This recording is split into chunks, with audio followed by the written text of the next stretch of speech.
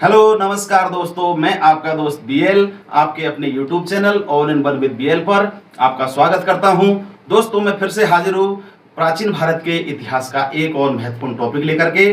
और आज का हमारा टॉपिक है मौर्योत्तर काल की मौर्य साम्राज्य के पतन के पश्चात किन किन वंशों ने भारत पर शासन किया और किन किन महत्वपूर्ण राजाओं ने यहाँ पर राज्य किया।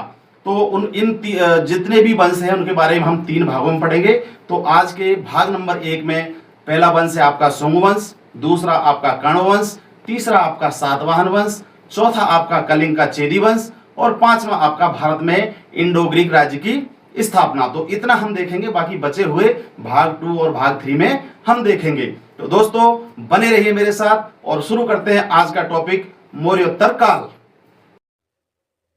अब देख लेते हैं आज की मोटिवेशनल लाइन। और मोटिवेशनल लाइन में अपने सपनों की ओर बढ़ते रहें, भले ही रास्ता कठिन हो, क्योंकि सफलता की मंजिल धैर्य और दृढ़ संकल्प से में ही छिपी होती है। तो दृढ़ संकल्प करके और अपनी पढ़ाई को शुरू कीजिए, क्योंकि सफलता की मंजिल जो है वो आपके धैर्य और दृढ़ संकल्प में ही छुपी है।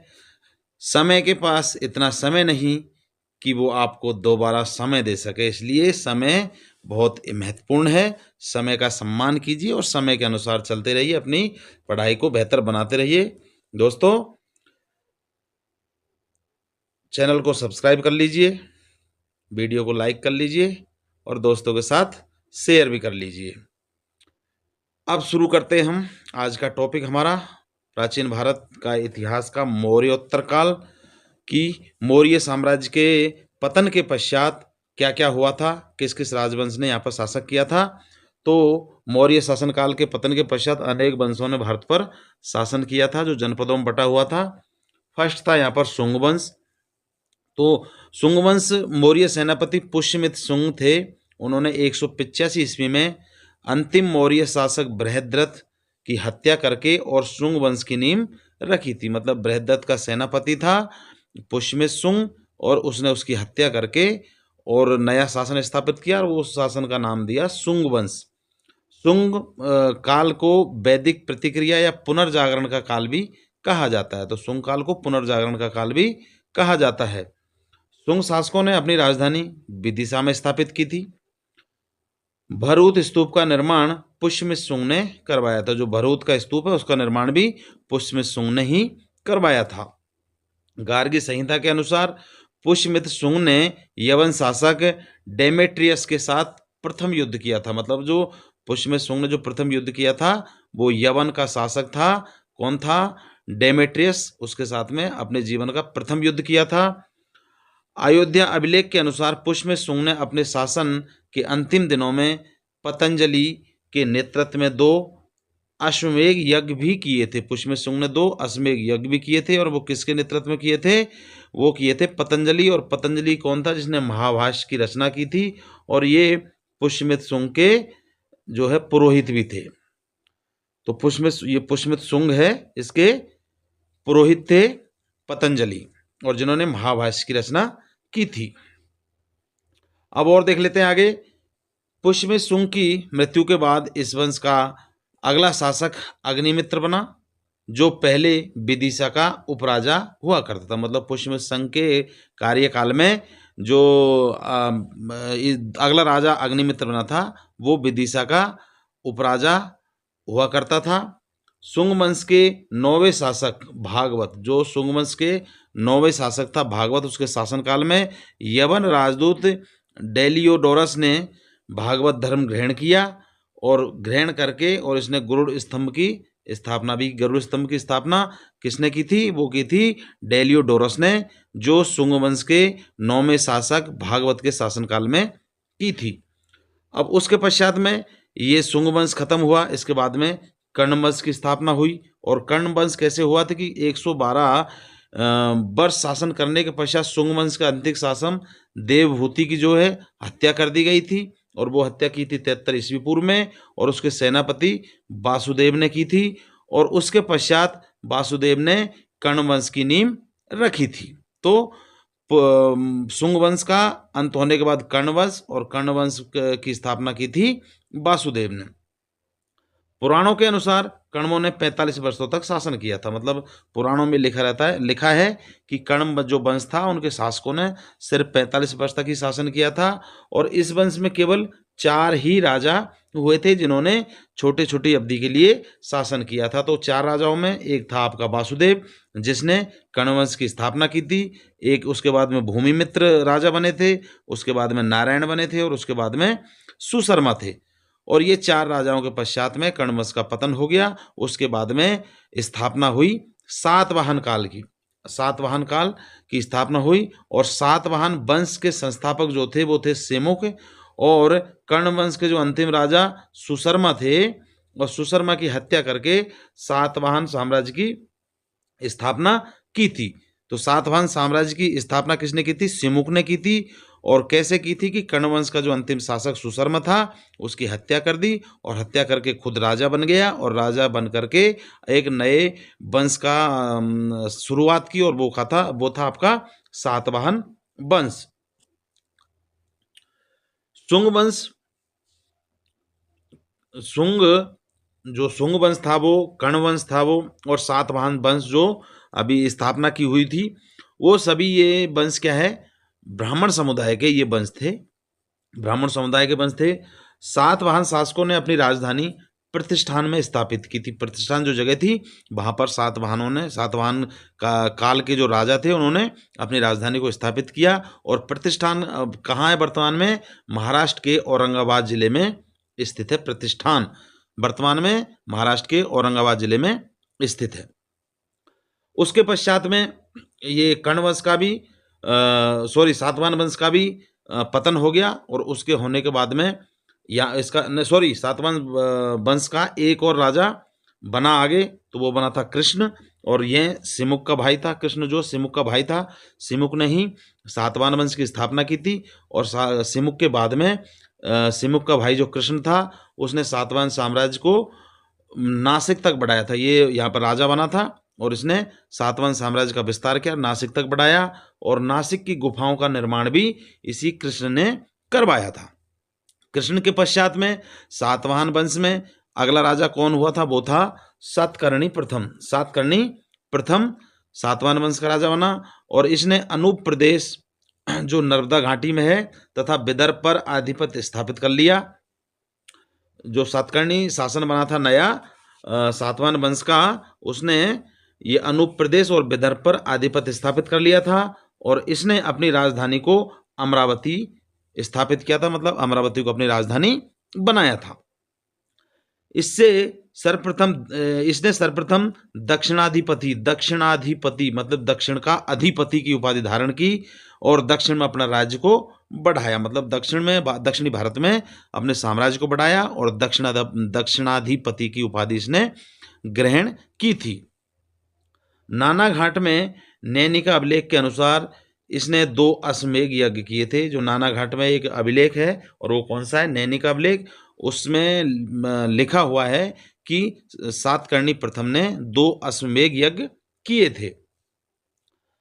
उसके पश्चात में हाल जो है यहाँ इसका सेनापति था।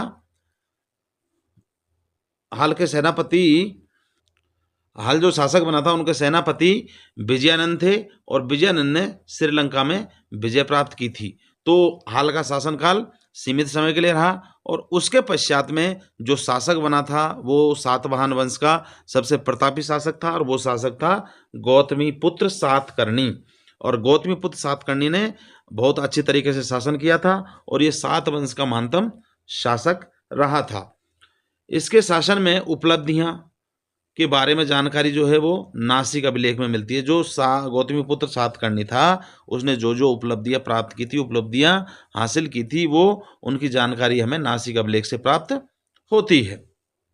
नासिक अभिलेख में इसे एकमात्र ब्राह्मण या अद्वितीय ब्राह्मण कहा था। मतलब ये देखो, शुंग वंश, कर्ण वंश और सातवाहन वंश ये सभी ब्राह्मण वंश थे, और ब्राह्मण वंश का ये गौतमीपुत्र सातकर्णी जो सातवाहन वंश का था, इसको जो नासिक का अभिलेख उसमें लिखा हुआ है कि एकमात्र ब्राह्मण था या अद्वितीय ब्राह्मण, इसको उस लेख में कहा गया है। नासिक के अभिलेख में इसे मुद्रतोयपित वाहन भी कहा गया है। मुद्रतोयपित वाहन भी नासिक के अभिलेख में गौतमीपुत्र सातकर्णी को कहा गया है।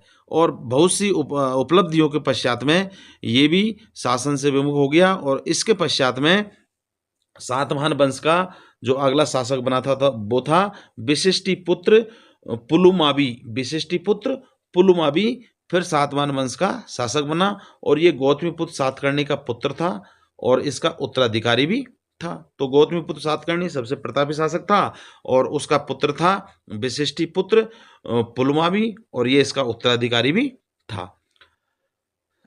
शक शासन रुद्रदामन ने पुलुमावी को 2 बार हराया था। जो शक शासक था रुद्रदामन, उसने पुलुमावी को 2 बार हराया था, परंतु इनका ये संबंधी थे, रिश्ता था इनके साथ में, इस कारण से इनको बर्बाद किया था। मतलब हराया था, इनको नीचा दिखाया था उसको, लेकिन इनके साम्राज्य को या इनको बर्बाद नहीं किया था। पुलुमावी ने दक्षिणी पथेश्वर की उपाधि धारण की थी। दक्षिणी पथेश्वर की उपाधि भी पुलुमावी ने धारण की थी। पुलुमावी के समय समुद्र व्यापार एवं नौसैनिक शक्ति में पर्याप्त विकास हुआ था। पुलुमावी की जो शासनकाल रहा था उसमें समुद्र व्यापार और नौसैनिक शक्ति जो थी उसमें अभूतपूर्व विकास हुआ था। उसके पश्चात में यज्ञश्री सातकर्णी सातवाहन वंश का शासक बना और ये सातवाहन वंश का अंतिम महत्वपूर्ण शासक था। मतलब शासक तो और भी थे, लेकिन जो महत्वपूर्ण शासक जिसकी बारे में हमें जानना जरूरी है तो वो तो ये यज्ञश्री सातकर्णी था, जो अंतिम महत्वपूर्ण शासक था सातवाहन वंश का। और इसके सिक्के पर नाव के चित्र अंकित है। इसके शासनकाल में जो सिक्के चलते थे उन पर नाव के चित्र अंकित है। अब सातवाहन वंश से संबंधित और क्या तथ्य है, अन्य तथ्य क्या है, उनके बारे में देख लेते हैं। तो सातवाहन शासक सातकर्णी प्रथम ने 2 अश्वमेध और 1 राजसूय यज्ञ किया था। जो सातकर्णी प्रथम थे उन्होंने 2 अश्वमेध यज्ञ किए थे और 1 राजसूय यज्ञ किया था। और एवं इनमें इसने दक्षिणाधिपति तथा अप्रतिहत चक्र की उपाधि भी धारण की। और विशिष्टिपुत्र पुलुमावी के शासनकाल में जो सिक्के थे उसमें 2 तलवार, ये तलवार है, गलती से टाइप से हो गया है, सिक्के के ऊपर 2 तलवार वाले जहाज का भी चित्रण मिलता है। तो पुलुमावी के शासनकाल के सिक्कों के ऊपर 2 तलवार वाले जहाज का चित्रण मिलता है। सातवाहन शासकों के समय में प्रसिद्ध साहित्यकार हाल और गुनाइडे हुए थे। जो सातवाहन का वंश का जो शासन चला था उनके शासकों के कार्यकाल में 2 साहित्यकार हुए थे, एक था हाल था और एक गुनाइडे था। हाल ने गाथा सप्तशती जो ग्रंथ है उसकी रचना की और गुनाइडे ने बृहत कथा की रचना की थी। तो हाल ने गाथा सप्तशती की और गुनाइडे ने बृहत कथा की रचना की थी। सातवाहन शासकों ने चांदी, तांबे, शीशे, पोटीन और कांसे की मुद्राओं का प्रचलन भी किया था। मतलब इनके शासनकाल में, सातवाहनों के शासनकाल में चांदी, तांबे, शीशे, पोटीन और कांसे की मुद्राएं चलती थी। ब्राह्मणों को भूमि अनुदान देने की प्रथा का आरंभ सर्वप्रथम सातवाहन शासकों ने ही किया था। तो मतलब ब्राह्मणों को दान में भूमि देते थे, उसका आरंभ भी सातवाहन शासकों ने ही किया था। सातवाहनों की भाषा प्रकृति एवं लिपि बाह्य थी। मतलब सातवाहनों की जो भाषा थी वो प्रकृति थी और लिपि जो बाह्य लिपि में ये लोग काम किया करते थे। सातवाहनों का समाज मात्र सत्तात्मक प्रतीत होता था। मतलब मात्र सत्तात्मक, मतलब माता ही परिवार की मुखिया होती थी इनके सातवाहन शासन काल में। इसके पश्चात एक वंश और ने यहाँ पे शासन किया था और वो वंश था कलिंग का चेदी वंश। और इस वंश की स्थापना महामेघवाहन ने की थी। और इस वंश में एक राजा हुए थे, प्रसिद्ध राजा, वो थे खारवेल। और ये चेदी वंश के सबसे महान शासक कहलाए थे। इसके शासन एवं उपलब्धियों के बारे में जो जानकारी हमें वो मिलती है हाथी गुम्फा अभिलेख से। इसके शासन और उपलब्धियों की जानकारी मिलती है। किसके शासन की? खारवेल के शासन की। खारवेल ने भुवनेश्वर मंदिर का निर्माण भी करवाया था। हाथी गुम्फा अभिलेख के अनुसार खारवेल ने चोल, चेरी एवं पांड्य शासकों को भी पराजित किया था। चोल वंश के थे, चेरी थे और पांड्य जो शासक थे, ये मतलब अपना दक्षिणी भारत के अंदर ये शासक थे, इनको भी खारवेल ने पराजित किया था। अब चेदी का जो कलिंग का जो चेदी वंश था, उसके पश्चात में भारत में इंडो ग्रीक राज्य की स्थापना हुई। इंडो ग्रीक राज्य की स्थापना हुई और इसमें क्या है, भारत का मौर्योत्तर काल का प्रथम जो यूनानी आक्रमणकारी था, मतलब मौर्य काल के पतन के पश्चात में जो प्रथम यूनानी आक्रमणकारी भारत में आया था, वो 183 ईस्वी पूर्व में आया था और वो था डिमेट्रियस प्रथम। डिमेट्रियस प्रथम भारत पर प्रथम मौर्य काल के पतन के बाद में प्रथम आक्रमणकारी आया था और 183 ईस्वी पूर्व में आया था। और इसके दो सेनापति थे, वो थे अपोलोडस और एक दूसरा था मिनांडर। अपोलोडस और मिनांडर इसके दो सेनापति थे। डिमेट्रियस ने राजधानी सियालकोट में बनाई थी। इसने यह शासन स्थापन किया और सियालकोट में राजधानी बनाई और इसने भारतीय उपाधि धारण की थी, तो वो थी धर्महित एक उपाधि, एक अजय की, एक इंडोरम की उपाधि इसने धारण की थी। मतलब ये भारत में शासन करने लगा तो इसने सोचा कि शासन करने के लिए भारत की उपाधि धारण कर ले, तो इसने भारत की उपाधियां धारण की थी। इलाहाबाद में रे नामक स्थान से मेनांडर के अभिलेख मिलते हैं। मतलब जो इलाहाबाद में रे जो जगह है, वहां पर मेनांडर के अभिषेक मिले हैं, जो अभिलेख मिले हैं मेनांडर के। मेनांडर को एशिया का संरक्षक भी कहा जाता है। इसका मतलब ये बहुत ही शक्तिशाली और बहुत ही प्रतापी सेनापति था और इसे एशिया का संरक्षक कहा गया है। यूक्रेटाइडस ने तक्षशिला को राजधानी बनाया था। जो यूक्रेटाइडस ने तक्षशिला को राजधानी बनाया था। एंटियालकिडास के शासनकाल में हेलियोडोरस ने विदिशा में गरुड़ स्तंभ की स्थापना करवाई थी। तो एंटियालकिडास के शासनकाल में हेलियोडोरस ने विदिशा में गरुड़ स्तंभ की स्थापना भी करवाई थी। सर्वप्रथम लेख उत्कीर्ण सिक्का एवं स्वर्ण सिक्का चलाने का श्रेय जो है वो यूनानियों को ही जाता है। मेनांडर एवं नागसेन के बीच वार्तालाप का हुई थी और उसका उल्लेख जो मिलता है हमें, वो मिलता है मिलिंद पंदो नामक ग्रंथ में। मिलिंद पंदो नामक ग्रंथ में मेनांडर एवं नागसेन के बीच की वार्तालाप का वर्णन मिलता है। तो दोस्तों, ये था प्राचीन भारत के इतिहास में मौर्य काल के पतन के बाद में जिन जिन शासकों ने शासन किया था, जो जो राजवंशों के शासन यहाँ पर रहा था, तो कुछ ये था। और हम अगले पार्ट में देखेंगे कि और कौन से वंशों ने भारत पर शासन किया था। तो आज के लिए बस इतना ही।